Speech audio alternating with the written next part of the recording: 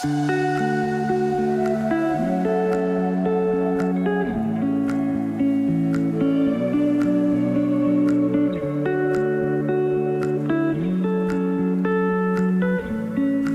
¿qué tal? Bienvenidos y bienvenidas a Habla Psicoanálisis, un espacio para conversar sobre psicoanálisis con palabras sencillas.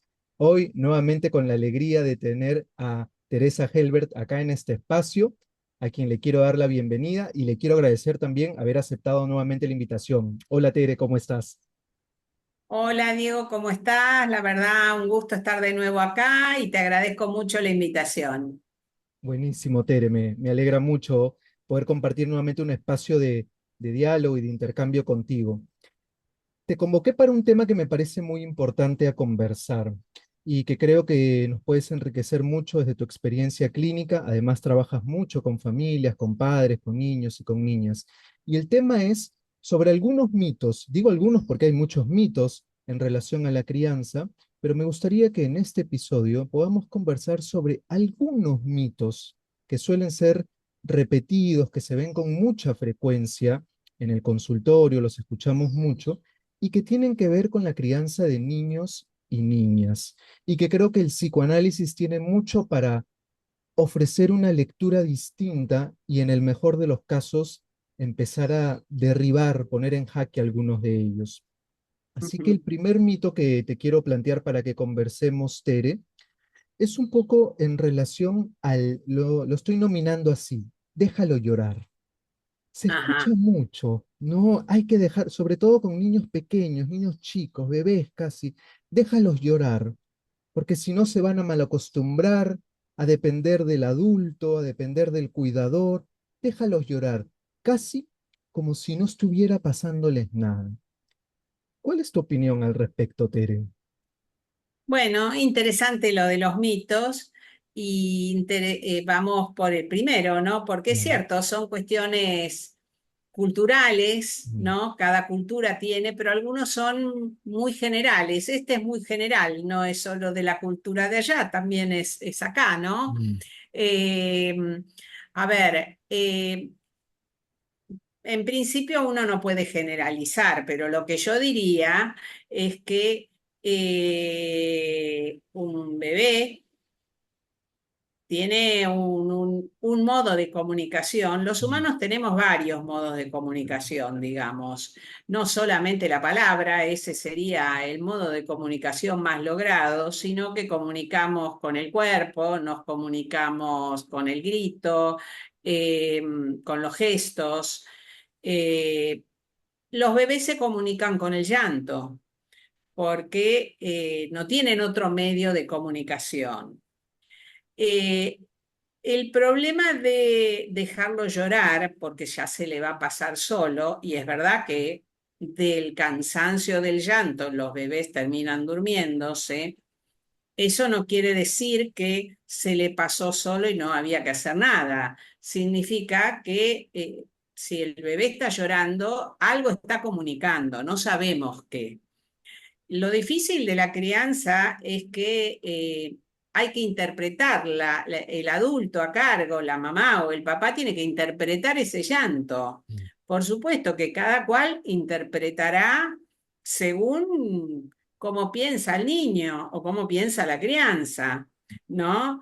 Entonces algunos podrán interpretar ese llanto como capricho, algunos interpretarán le duele algo, algunos tiene sueño, Claro. algunos tiene hambre, Y qué pero interesante.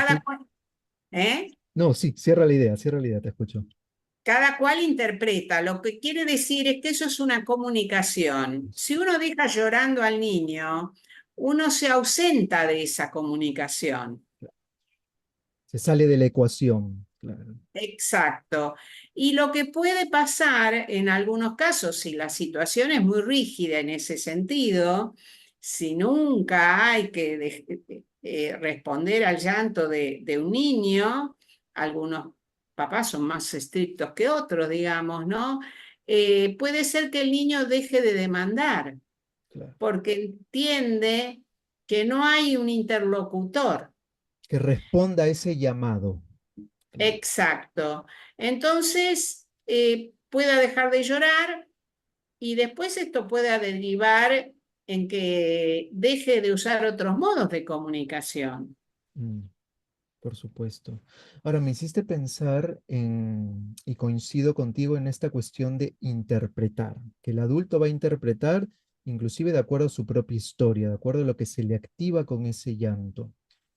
Y también sería importante señalar que esta interpretación va a tomar un tiempo, es decir, que también va a haber un periodo de ensayo y error donde más o menos se van a ir descubriendo algunos códigos. Me parece que este llanto iba por este lado, me parece que este otro va de esta otra manera, y que creo que también eso implica un esfuerzo, ¿no? En ese sentido, el dejarlo llorar te libera, pero con un costo muy alto, de ese esfuerzo también. Claro, claro, porque es un trabajo enorme la crianza. Es muy difícil entender, interpretar el llanto de un niño.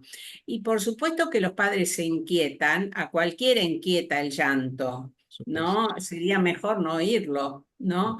Pero, y a veces los padres, las madres intentan y no pueden calmarlo, a veces pueden, a veces toma tiempo, es ensayo y error y es también cómo ese niño va entendiendo los tiempos del otro también, por eso es comunicación.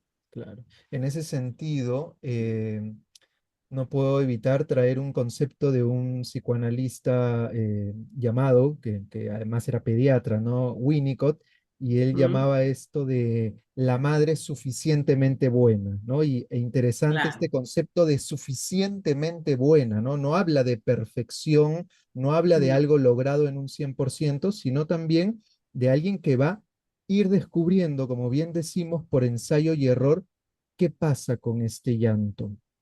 Ahora, claro. otro detalle en el cual quisiera también que nos detengamos es en esto que genera en la persona escuchar el llanto, ¿no? Porque también no estamos hablando de un llanto la primera semana, estamos hablando de un llanto que se va a ir dando, como bien dices, porque es un medio de comunicación, con cierta frecuencia. Y esto puede generar también en el adulto hasta mucha angustia, ¿no? También como para tratar de entender el ¿por qué uno dejaría de prestarle atención al llanto, no?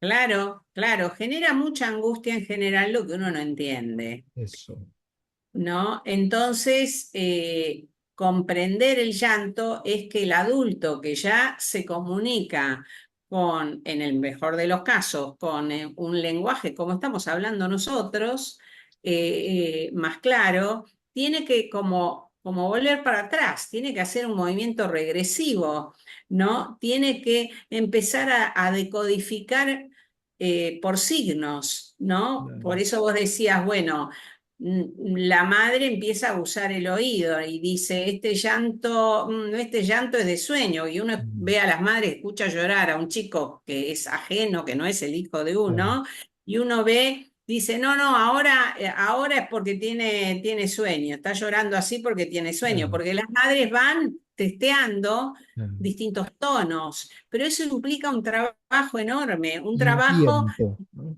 y un tiempo de entrar en el código de resonancia de ese bebé o Claro, de ese infant, porque los chicos lloran hasta que empiezan a usar otro lenguaje. Y es muy importante ir decodificando, porque de ahí después van a salir los primeros sonidos, bien, ¿no? claro. De esa decodificación y de esa diferencia de decodificación empiezan a aparecer los sonidos. Y entonces en lugar de llanto va a poder ser Claro, ¿no?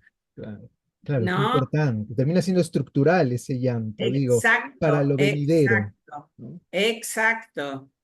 Por Mm, eso, si uno se retira, ¿no?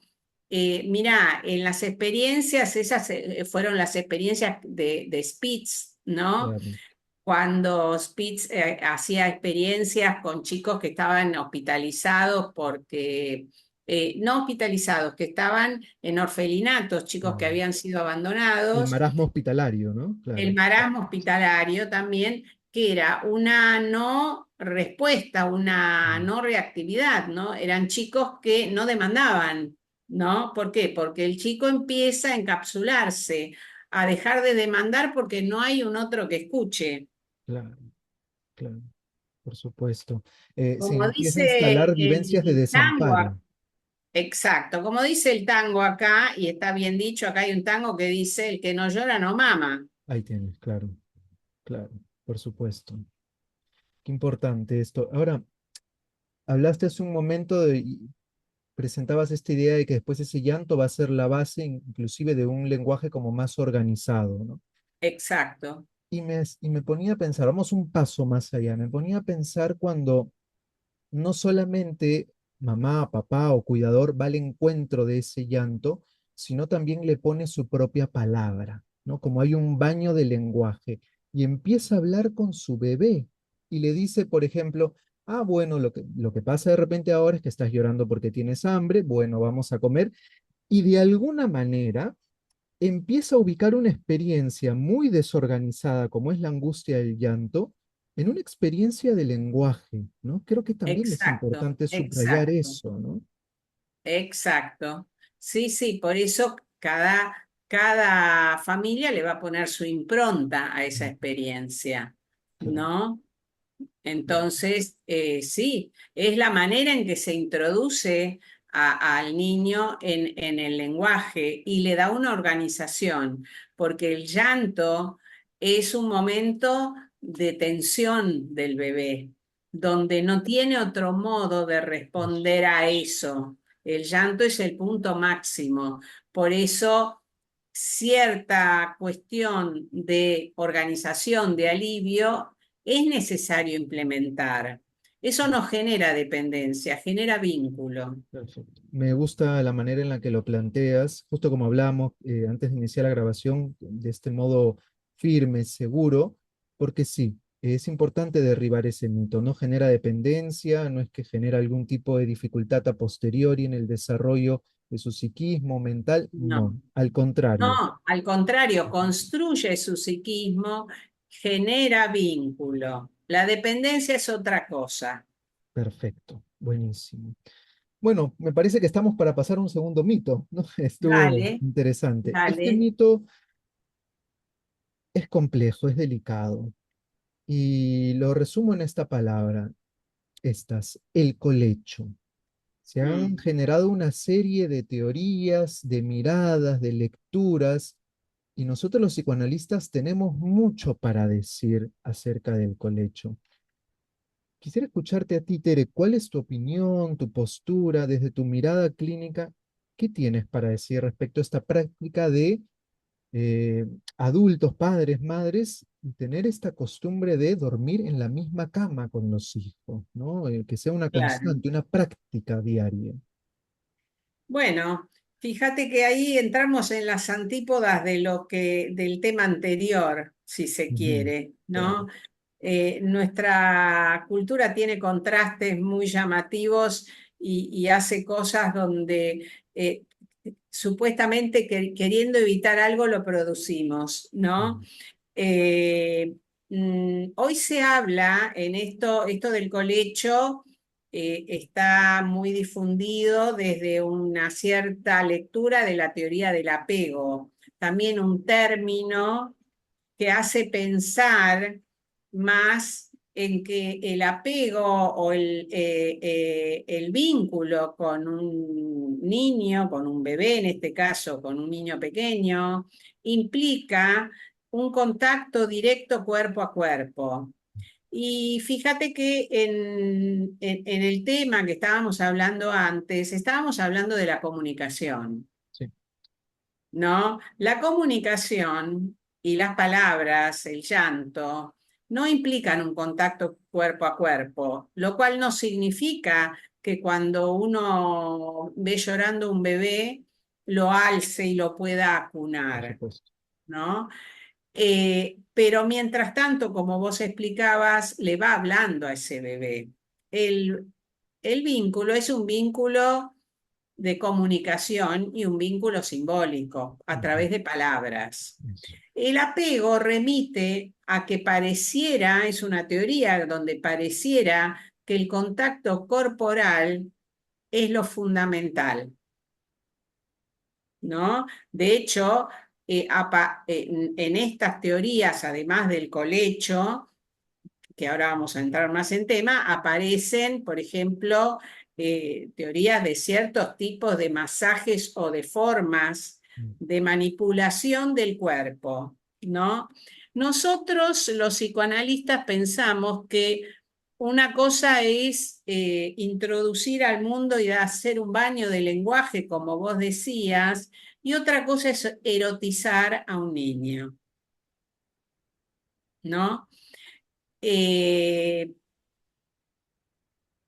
la verdad que clásicamente un bebé, salvo los días del puerperio, que son más o menos 30 días, el bebé duerme en una cunita al lado de la cama de los padres, no en el medio de la cama de los padres, sino al lado de la cama de los padres.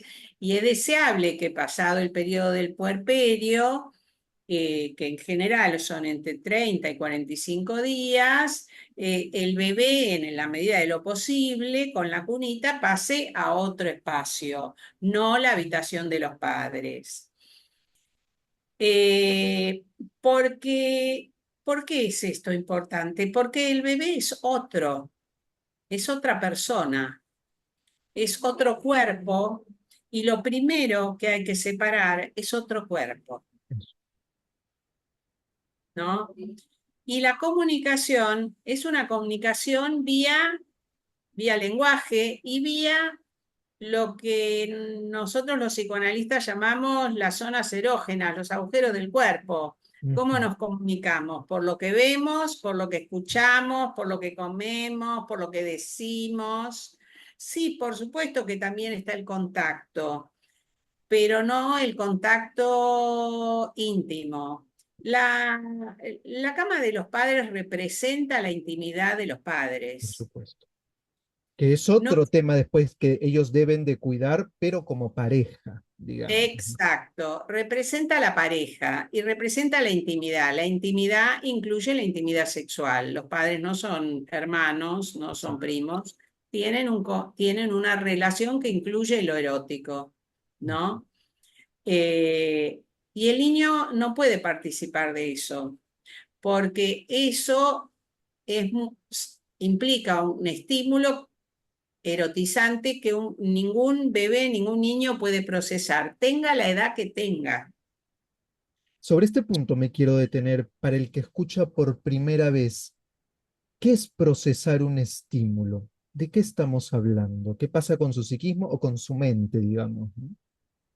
Bien.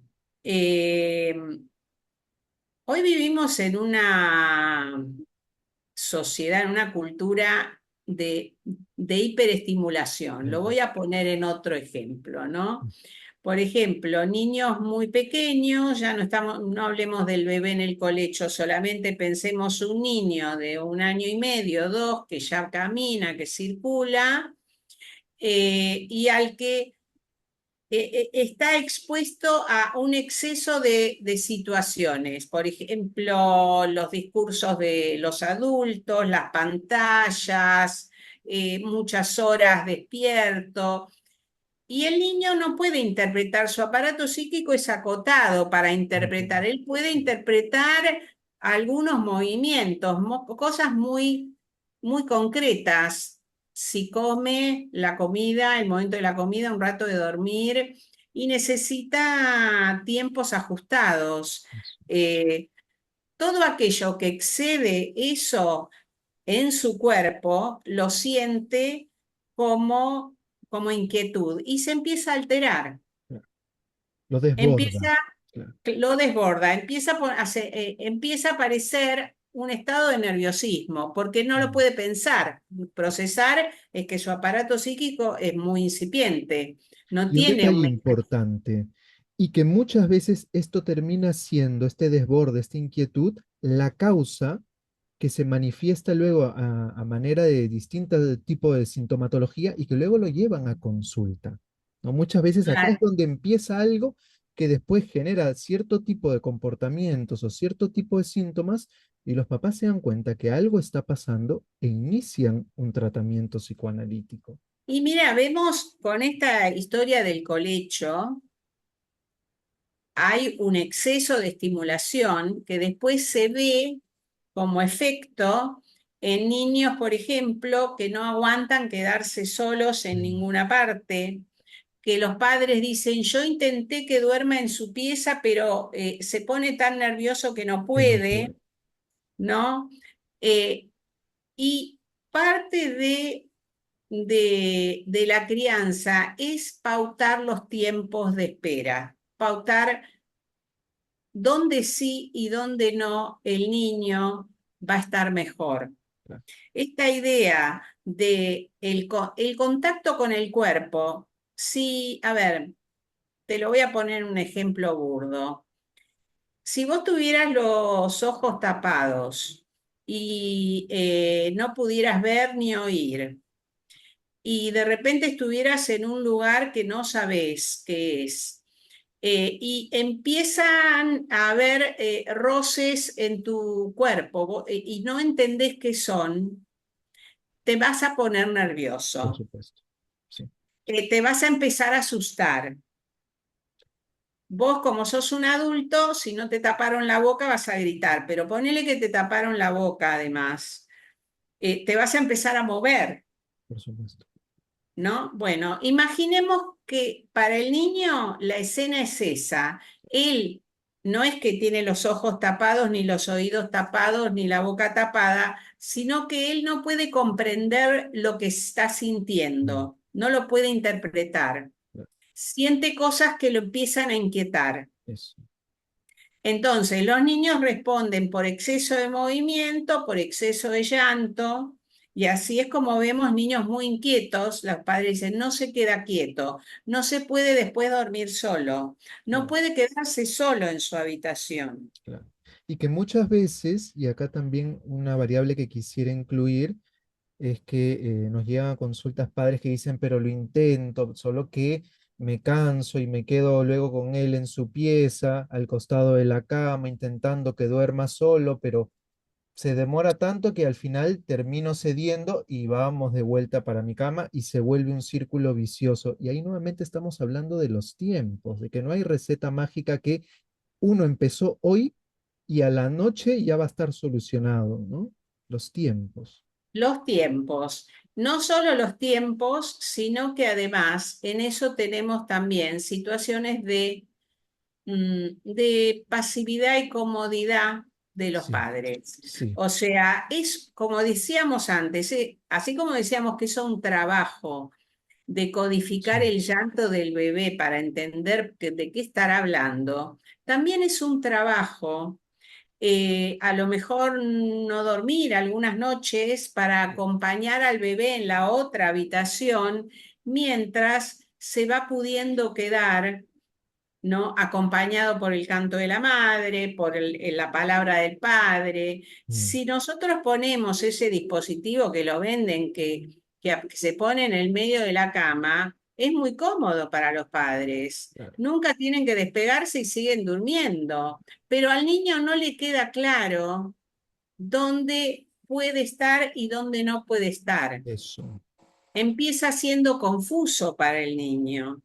El niño necesita una organización clara, Que viene ¿no? del adulto, remarcando, ¿no? Que La viene de la organización afuera. viene del adulto. Muchos padres piensan, Mm, bueno, en algún momento lo va a hacer solo. No lo pueden hacer solo porque no tienen las herramientas. claro. Las herramientas hay que ir creándolas y Y es el si más adulto el que tiene adelante que llegara hacerlo. algo de ese pedido por querer hacerlo solo, pongámosle pubertad, eso no quiere decir de que cuando llegue no va a haber un costo elevado por haber pasado tanto tiempo. También. Sí, sí, sí, y de hecho es lo que vemos, Sí, ¿no? De hecho es lo que vemos, vemos situaciones donde lo que no hay es tolerancia a los tiempos de espera, eso. ¿no?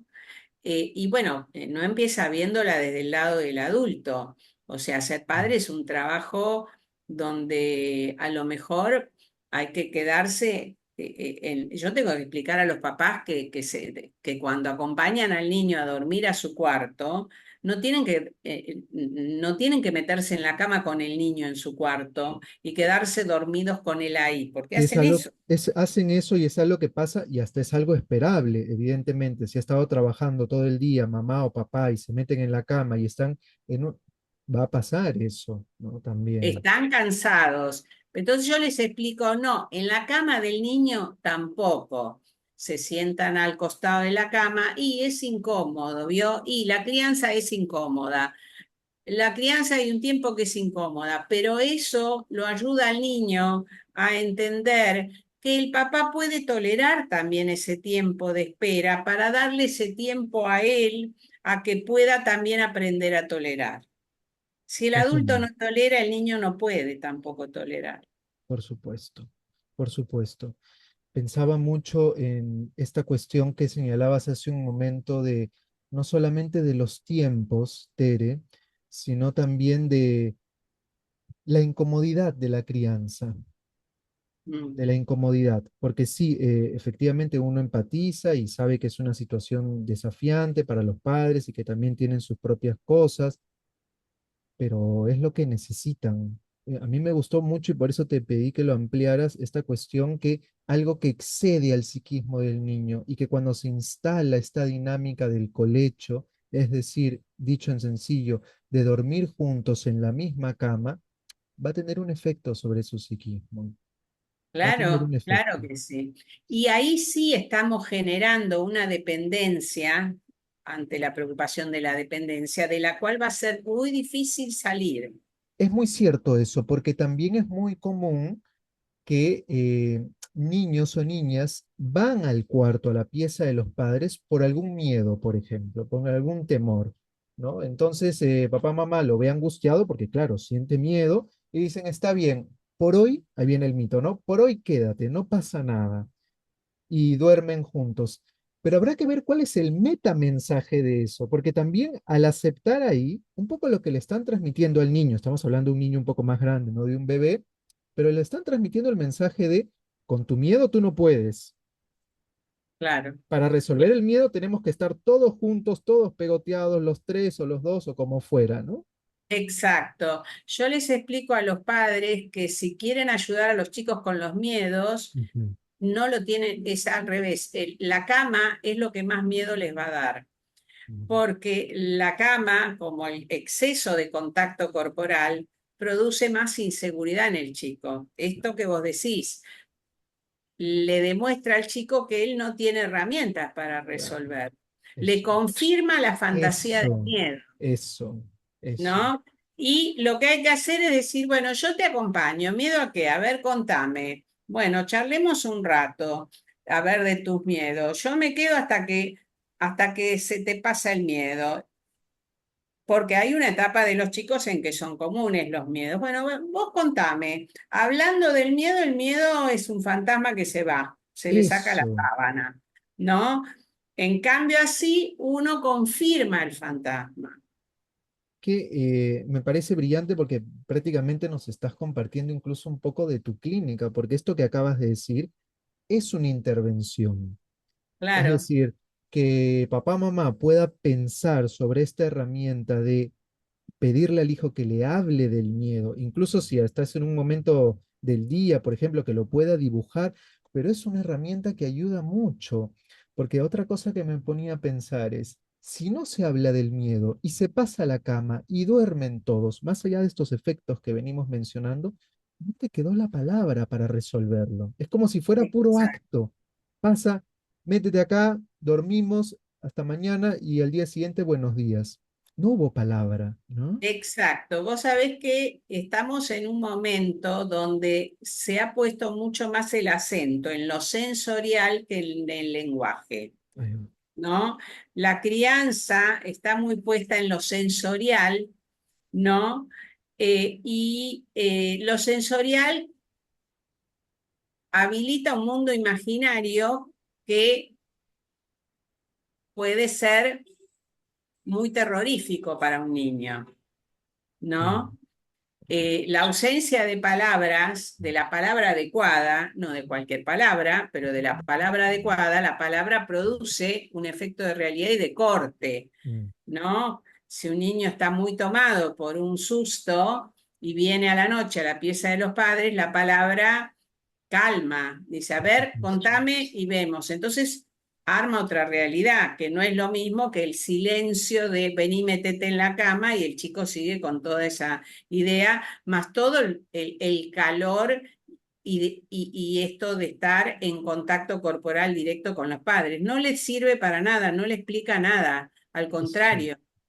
eso creo que también es importante subrayar porque es importante que para quienes están escuchando y están reflexionando sobre estos temas que de repente nunca se escucharon desde esta arista, que vean también que no es que uno está en contra del afecto, de la muestra de afecto como es el abrazo, a veces incluso Mm, el beso en la frente de buenas noches, que son muestras de afecto que sí, además son obvio, muy constitutivas del proceso de crecimiento, de obvio. estructuración.